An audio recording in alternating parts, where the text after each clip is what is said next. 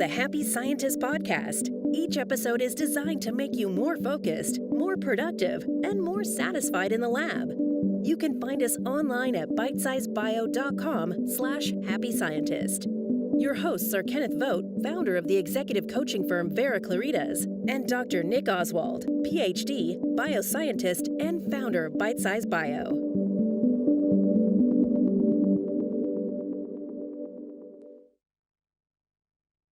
Hello and welcome to the Happy Scientist podcast from Bitesize Bio. If you want to become a happier, healthier and more productive scientist, you're in the right place. I'm Nick Oswald, the founder of Bitesize Bio, where we provide bioscience researchers with help for improving their technical skills, soft skills and well-being. And in this podcast we'll be focusing on the latter of these three areas. With me, the driving force of the podcast is Kenneth Vogt. I've worked with Ken for over 7 years now as my business mentor and colleague, and I know that his expertise will help a lot of researchers. In these sessions we'll hear mostly from Ken on principles that will help shape you for a happier and more successful career. And along the way, I'll pitch in with points from my personal experience as a scientist and from working with Ken.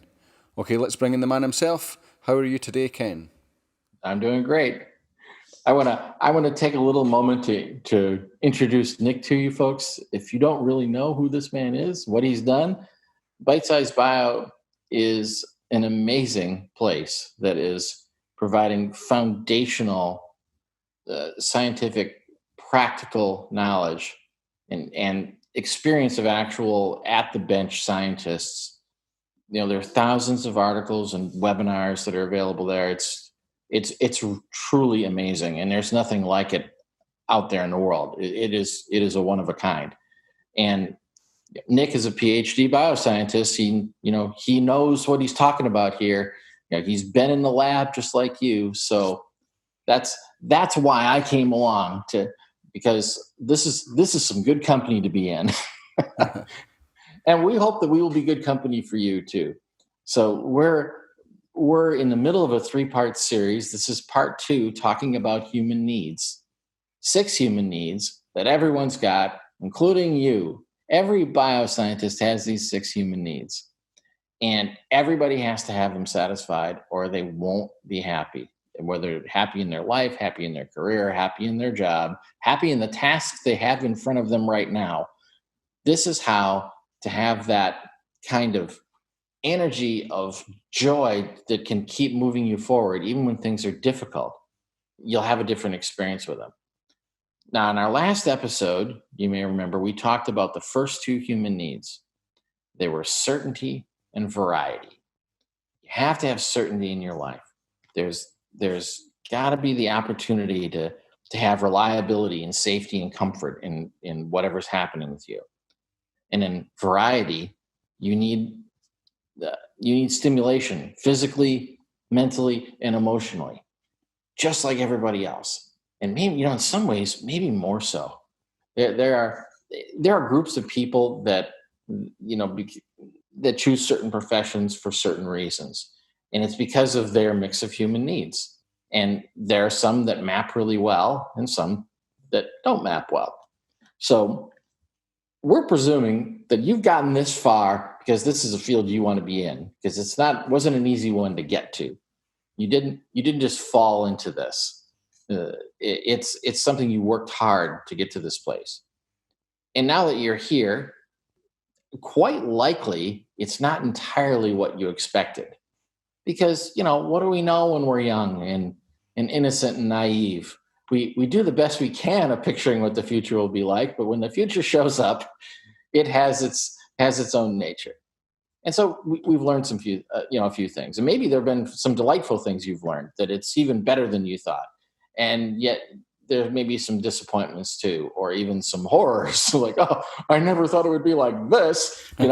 Well, that is the kind of thing that happens to everybody. And one of the draws of science, or any of the math science areas, is the hard structure to it, the things you can count on, the things you can measure, and that you can replicate. That there's, again, that's all talking about certainty, right? Like we talked about in the last episode. That's part of the draw of this. But there's also the crazy amount of variety in that, boy, you don't always get the results you expect. And sometimes, because of the story you tell yourself about it, that's very disappointing. Other times it's very exciting. It's like, wow, I didn't think that was going to happen. Because then you start using your creative mind and just to make all the associations you can. Well, if this thing I thought was true isn't true, how does that change things? What other opportunities are available? What could happen? What could we do? I can slide into a little anecdote, and it's a little outside of bioscience, but it's still in science. And I was working with a company in Silicon Valley called Applied Materials. Applied Materials does what their name implies. They make new materials that have certain scientific characteristics. And then they make the machines to make those materials when that happens. And it all starts with somebody theorizing, if we had a material that had these capabilities, and had these characteristics, we could do certain things with them. And so the normal part of their day-to-day work is to invent materials that are not presently in existence. And that's their environment. And when I first came to work with Bitesize Bio, I really didn't know anything about bioscience. And the thing about that was shocking to me is I've been around a lot of industries and I'd done a lot of things. And I thought, what's one more? No problem. I found out there was a whole universe of stuff out there that I didn't know anything about. And I was around people now speaking in a language that I didn't understand, words I'd never heard before and concepts I'd never considered before. Well, that's your world. That's the world that you're living in. And, for me, it provided a lot of variety. I was learning all kinds of new stuff, and it had been a while since I had had an experience where there was so much for me to learn. On the certainty level, it wasn't feeding a lot of certainty. I was feeding the certainty because I was bringing the stuff that I was clear on to them.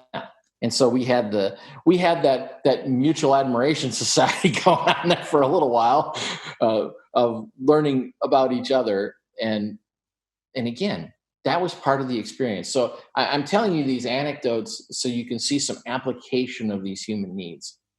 So in this case, about certainty and about variety from what happened with me. So maybe, Nick, you could comment on that too. When we first got together and started working together, what happened for you when it came to certainty and variety? Yeah, I think that, again, as I mentioned in the last episode, what was lacking for me was certainty, and I solved that largely by reframing it. But also, you gave me it as well, and so you can certainty is something you can give to someone else by, and it's a great thing to give to other people, and you can give it by just giving them confidence in themselves, by reassuring them, and by highlighting what they have that they can be certain about, and so on. That was a big thing that changed for me, and then for me, the interesting relationship between certainty and variety is that if you don't have certainty, you're kind of locked into not experiencing variety because you're always looking for it to be safe and the same. Whereas if you then allow yourself to have certainty, then suddenly you can see variety, you can see new opportunities popping up everywhere, or even in the scientific context, you get to actually enjoy your results because you're not requiring them. As we talked about before, you reframe your job as someone who asks questions rather than who gets results. That gives you the certainty, and then when it comes to results time, then you can enjoy them as the icing on the cake, not the cake itself. Right. And these human needs that we're discussing, they build on each other. A saying that I like to use is, when you're up to your neck in alligators, it's hard to remember your objective was to drain the swamp. So when you don't have enough certainty, you can't even be thinking about variety. It's just, you got to satisfy certainty first. But you'll find you can't satisfy it. And as long as you're just focusing on satisfying your need for certainty, if you're trying to satisfy other needs by substituting certainty, that's not going to work. So satisfy your need for certainty, then satisfy your need for variety. So the question then is, okay, what's next? Now, remember, we talked about contexts for these 6 human needs. We said there are 3 contexts. There's a personal context where we found certainty and variety. The next context is the group context. It's yourself and the people that are close to you. It might be your colleagues, your boss, your subordinates, your family, your closest friends. And the third context is a universal context. That's you and the world. And as we move up the chain here, out the circle, you'll find they get more powerful. But they're not any harder to satisfy. They're just as it's just, needs are pretty easy, honestly. You think, oh, that doesn't match up with my experience.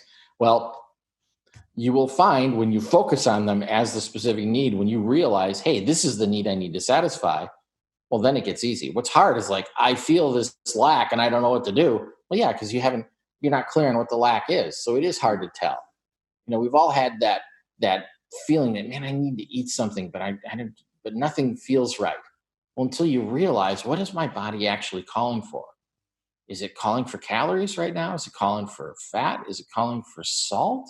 Is it calling for water? What is my body calling for? And when you figure it out, you're like, well, yeah, I'm just thirsty. Well, okay, then having a piece of chocolate cake probably didn't help, but a glass of water may be all you need. It doesn't even have to be anything fancy. So it's the same thing with this. So we're giving you a framework of something simple that you can remember, that at any given moment, you can just go, something's not working right now. Okay, let me tick down the list. Da, da, da, da, da, da. Aha, that's the one. Yeah. It gives you an answer.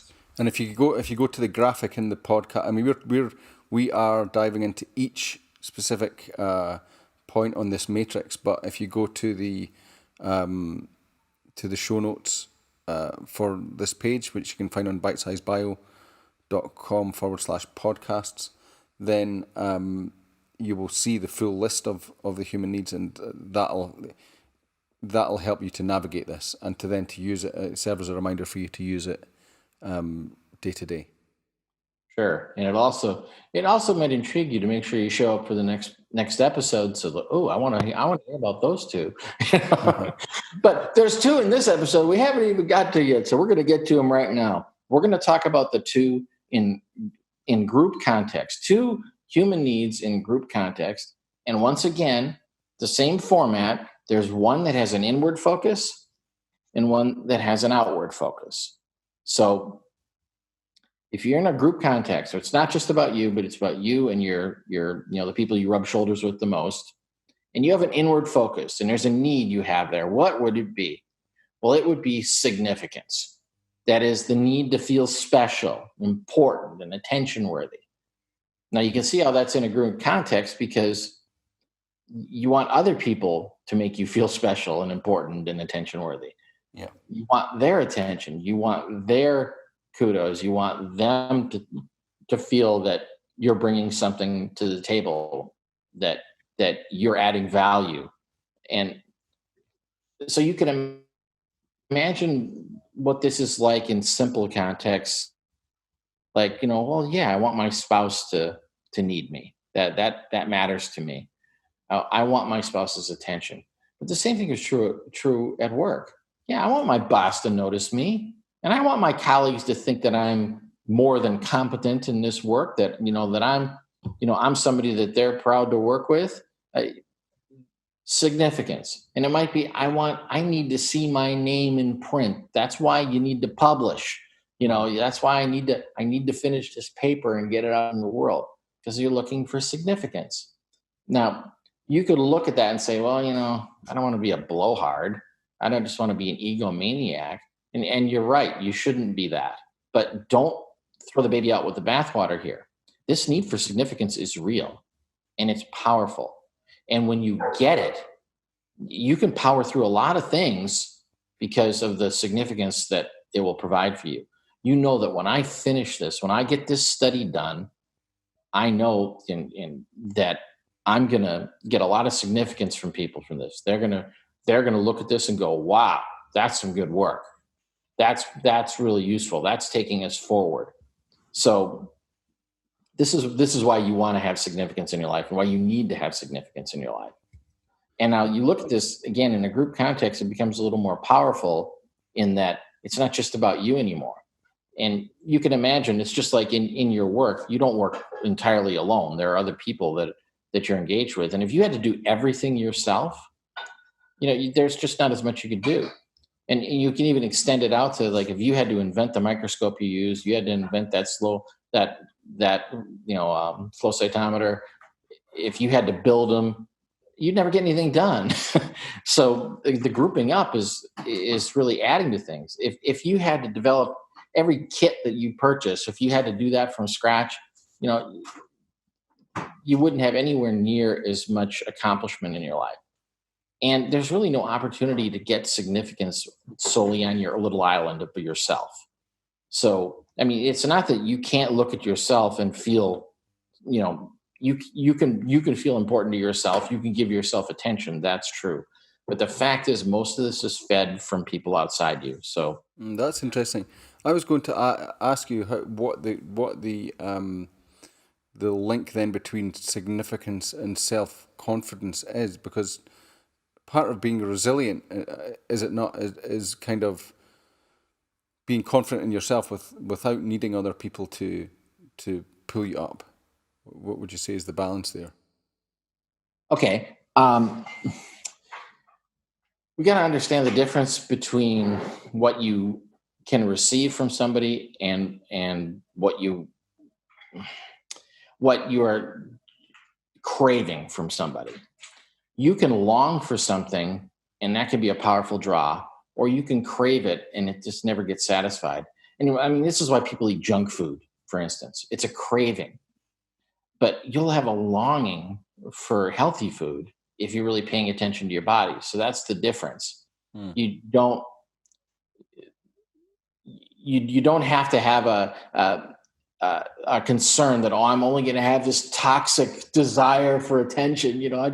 I'm gonna do crazy things to get attention, and you don't have to do that. Some people actually do bad things. They break things. They start fights. They get into arguments because they're seeking attention, but they're doing it in a negative way. That it's not required. You got to look at it and say, is there a way to do this in the light, as opposed to in the darkness? Okay. You can bring that to the table. The other thing I want to mention too about what you said, self-confidence really is powerful. It's very important. And I'm not talking about overconfidence. The word confidence sometimes gets a bad rap because of overconfidence. Confidence is when you realize, you know what, I actually am credible. And the notion of imposter syndrome is rampant in science, because people go, yeah, sure, I have a PhD behind my name. If people only knew what an idiot I am. I've got a good, maybe an anecdote about imposter syndrome that I tell people, especially when they come to work with us, and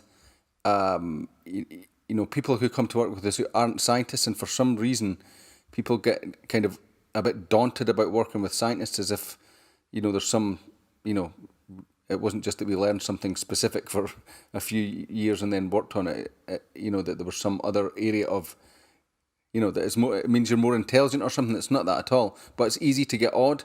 And the first job I took after my PhD, I moved to another country and I worked for a small biotech company, and we were working on figuring out how to make this make a new instrument. And in the first week that I was there, all these professors and so on, like round the table discussing a fundamental problem with the instrument. And I figured out what was wrong, but I didn't say anything for 3 months, because I thought, no way, it's that simple. and it turned out that it was, but I didn't believe in even just the kind of, I was odd. I thought that their scientific knowledge meant that my fundamental abilities were negated, or were didn't really stack up, and then that cost the company time there, because it took them 3 months to figure out the issue. But that was a real lesson to me, that it's not about the you bring something fundamental to the table regardless of what your experience level is, and that can be just as valuable as experience.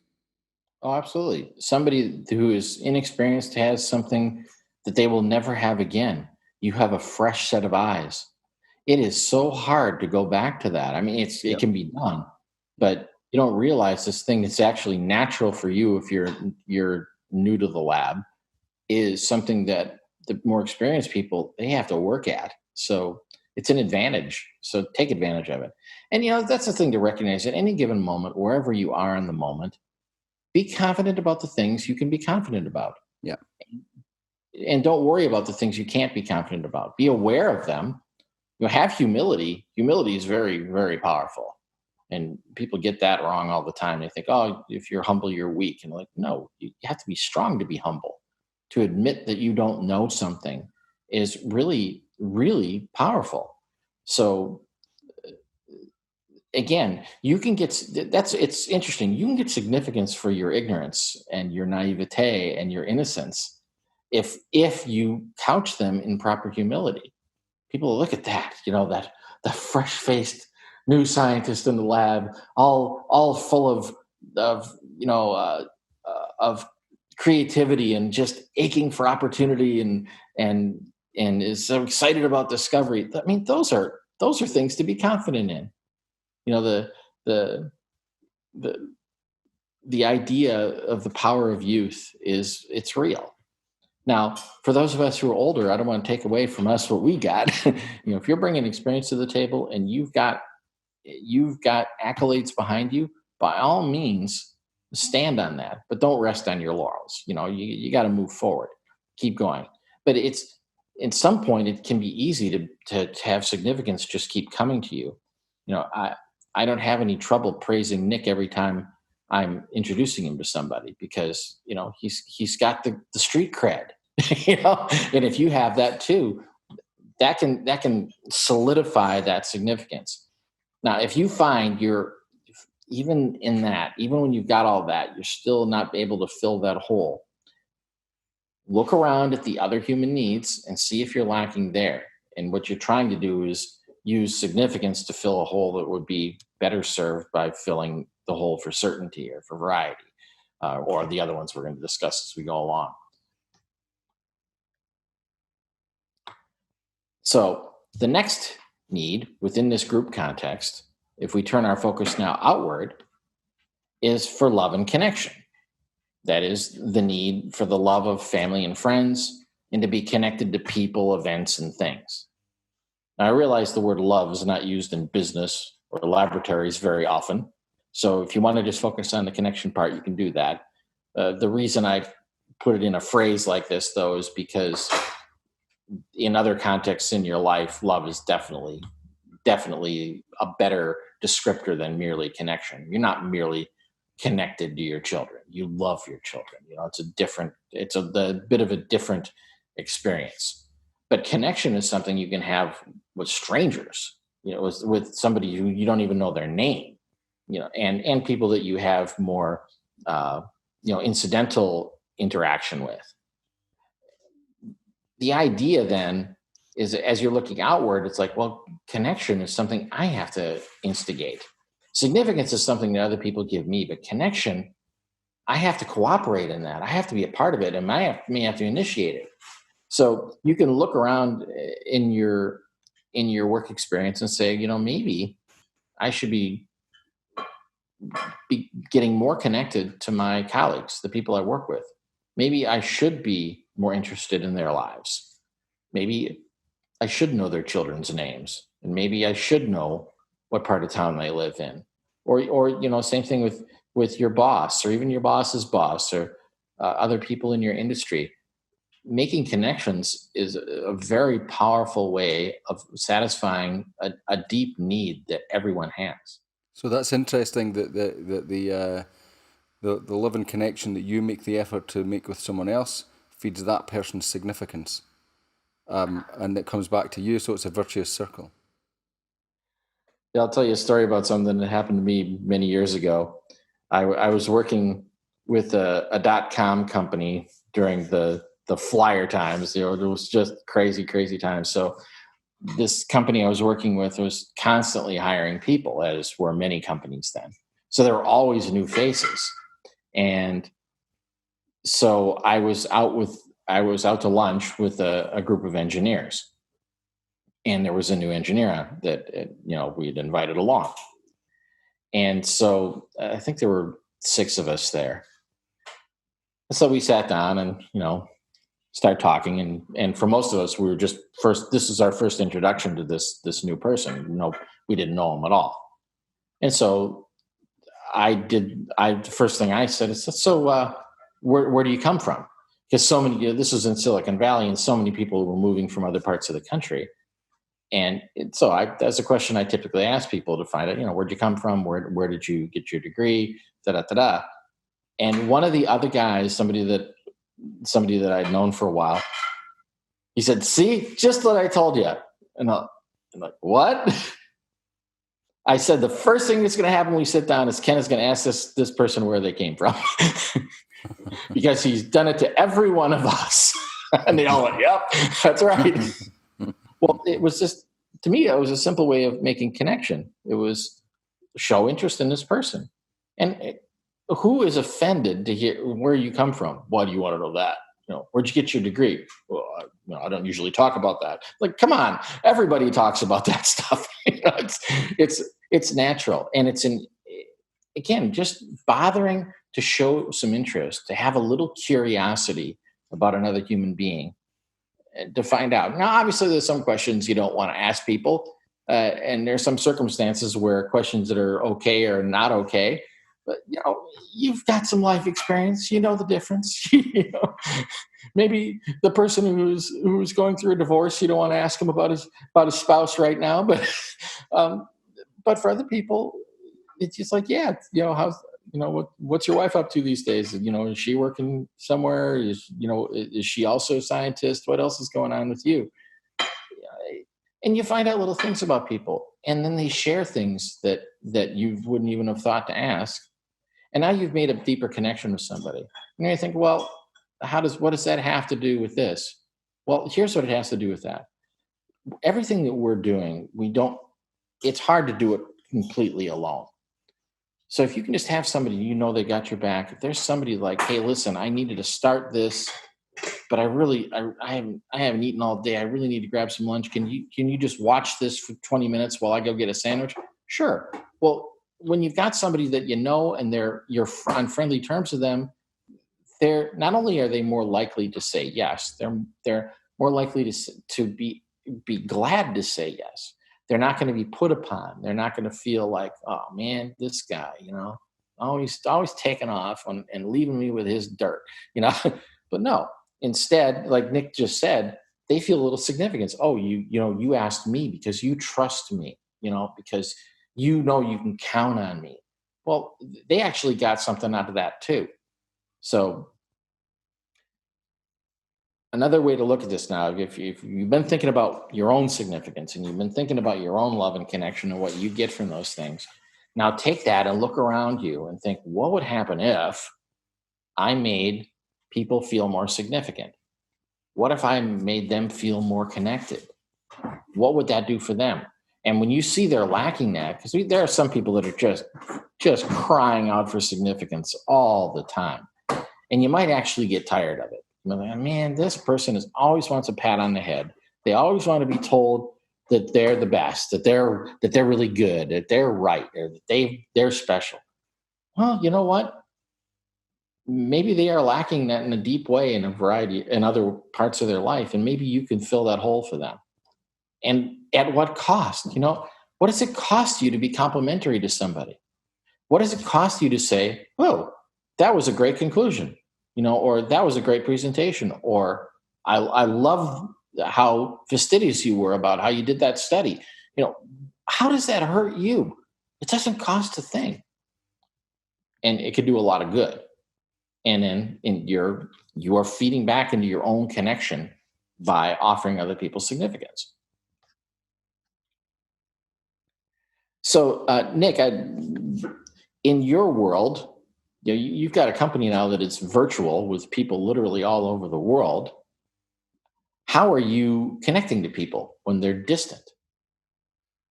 I mean, one thing I always make a point of doing, but it is to get an understanding of what is the special thing people are bringing to the table. Well, we're talking about this in a work context, so everybody is bringing something specific to the table, and that can be some just innate thing that they have. Maybe they're well organized, or maybe they're very personable. Maybe they're good at speaking. Maybe they've got a specific technical ability, or whatever. And then I try and focus on with those when I work with when I work with people, I try and focus on making sure that they know that I am aware of that characteristic that they have, and I appreciate it,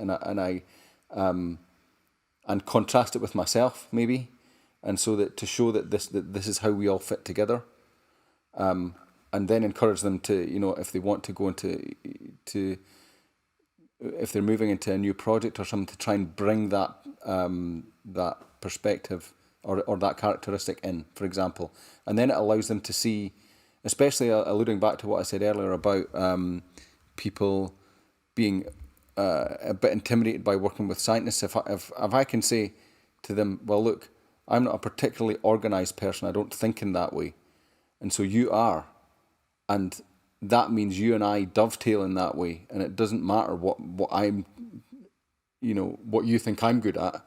I appreciate that you are good at this part, and this is how this all fits together, so everyone has a role to play. Exactly. Sometimes when you are the boss, or you're head of the project or whatever, it can be a little easier to give away that kind of compliment, or that make that kind of humble statement, because you're in a secure position. Where it can be harder for people is when they're the subordinate, like, Yep. without feeling like I'm just, I don't want to just sound like a suck up to the boss, but sometimes it's useful to say to a colleague that, there's this part of this you're better at than me, and I can use your help. That phrase, of can you help me, is very, very powerful. Definitely. And people who are more experienced than you, they love to be asked for help. That's a real compliment to them, and so that's a way to both get some good input for yourself, but also to make a connection with people and give them significance. Right. Now, on the other side of this, for your own significance sake, somebody asks you for help, and you may think, oh, if I teach them, and they'll be as good as me, and then where will I be? And, and you think it's going to hurt your significance, but it doesn't. When you share with others, you still have your experience. You've merely gave them a window into your experience. They're going to still have to go out and get their own experience. It's going to take a while, and meanwhile, you're going to be getting more experience. So don't worry about that. Back in the day, my career started in computer science as a computer programmer, and it seemed like every year there was a new computer language, and a bunch of new kids newly minted out of college who knew that language. And I went along, and I had, at one point, I realized I was competent in 14 computer languages. I mean, I actually knew how to use them. I wasn't just like, oh, I heard of them. And I thought, well, surely by now I know a language to do any possible project that come along. I don't have to worry about it. I'm done. I've learned it all. And then a project came along where I needed to learn another language. And as I thought, that's it. I can't do this anymore. It's just impossible to keep up. But then I thought, so here I was concerned about my significance. And then I realized, wait a minute, I've got a lot of experience, and these kids come out of school and they got nothing. And yes, they know how to code, but they don't know what to code. Well, I know what to code in my sleep. The language is just the last step, and I found then that as I connected with people and I helped them and I mentored them along, and they were so grateful to have somebody give them some direction. So you may find yourself at some point in your career getting to that point where you realize instead of trying to be up on the latest and greatest of everything, which is just about impossible, it's just too big a world, then instead you can become an elder statesman and you can take on a different role in the lab. And I understand, there are management tracks, but there are also the professional track where you can stay in the lab and be that. That's not for everybody. If the management track works for you, or you want to go and switch over to say the commercial team in your company, that's all good. Whatever you want to do, just make sure that you're getting significance out of what you're doing, and make sure that you're making connections as you're doing it. And you're going to find you're going to be satisfied. You're going to be happy. You will be a happy scientist. So, Nick, is there anything else you want to add in reference to significance or love and connection? It just occurred to me there. It's funny. The more I look at this, the more sort of connections come up. And what I was thinking was that where you have people they're afraid to give away compliments or praise or acknowledgement that someone is good at something or whatever, to make love and connection, it can often be because they're lacking significance themselves. And then the cure to that is love and connection from other people. And so when you look at it like that, where you truly are, with all of the people that you interact with, it's a network where you're all feeding each other. So it's that be the change you want to see thing. If you want more significance, give more love and connection. If you want more love and connection, give more significance, and to yourself, or get more significance, and it all just feeds itself. Yeah, that was beautiful. That's interesting. He really has applied this stuff. He has put this into practice, and he's telling you how it works.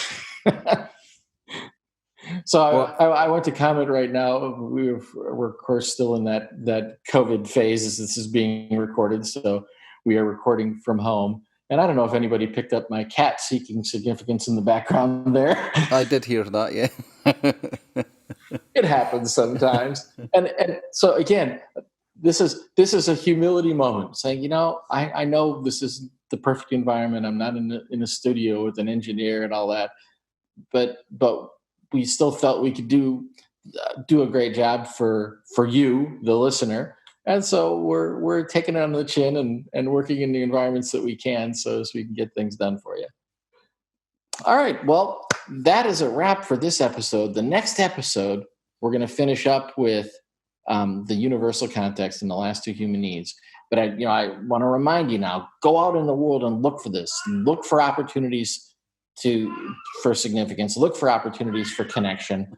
Watch when you're not feeling happy about things, you're not feeling successful, and see, is there any significance missing here? Is there any connection missing here? And when things are working, watch for how did it feed my significance or my connection? And of course, watch other people as they're struggling and see, is there some way I can bolster their significance or make a better connection with them? Yeah, and definitely download that. Go to the show notes for this podcast. You'll find it at bitesizebio.com/podcast, and download the graphic that explains the whole the whole set of human needs, and that will help you to put this framework together in your head, and you can use that to look for to look at what's going on around you, and then also you can come and join us on the Happiest Scientist Club Facebook page, which is facebook.com/The Happy Scientist Club, all one word. We'll see you in there, and you can come and tell us how you are getting on with looking for human needs and how they are affecting your life. Right, and if you have questions, we will definitely be monitoring, and we will do our best to interact with people and fill in the holes if there are any. Definitely. Okay, and so well, that just leaves us to sign off and say thanks to you all for joining us, and we'll see you next time for the next episode of The Happy Scientist. All right, bye.